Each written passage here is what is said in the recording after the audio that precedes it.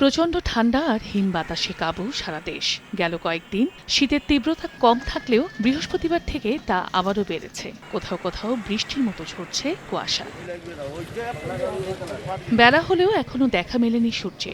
রাস্তার পাশে খড়কুটো জ্বালিয়ে শীত নিবারণের চেষ্টা করছে মানুষ। এদিকে হিম বাতাসে উত্তরাঞ্চলের বেশ কয়েকটি জেলায় জনজীবন স্থবির হয়ে পড়েছে। যা কুয়াশা পড়তেছে বৃষ্টির মতো, কি হবে আমরা জানি না।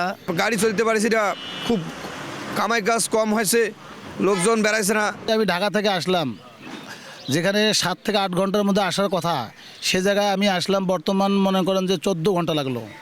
শীতে কুয়াশা কিছু দেখা যাচ্ছে না। ডায়রিয়া, সর্দি কাশি ও নিউমোনিয়া নিয়ে হাসপাতালে বাড়ছে শীতজনিত রোগীর সংখ্যা, যাদের বেশিরভাগই শিশু ও বৃদ্ধ। নির্দিষ্ট শয্যার বিপরীতে ভর্তি হচ্ছে 3 গুণ বেশি রোগী। এদিকে ঘন কুয়াশার কারণে 4.5 ঘন্টা বন্ধ থাকার পর সকাল 7:30টার দিকে আবারও ফেরি চলাচল স্বাভাবিক হয় মানিকগঞ্জের পাটুরিয়া দৌলদিয়া ও আরিচা কাজিরহাট নৌরুটে। এর আগে তীব্র কুয়াশায় বুধবার রাত 3টার দিকে ফেরি চলাচল বন্ধ ঘোষণা করে বিআইডব্লিউটিসি। এ সময় 96টি যানবাহন নিয়ে মাঝ নদীতে আটকা পড়ে ছোট বড় 5টি ফেরি। চন্দ্র বিশ্বাস, ববি, সময় সংবাদ।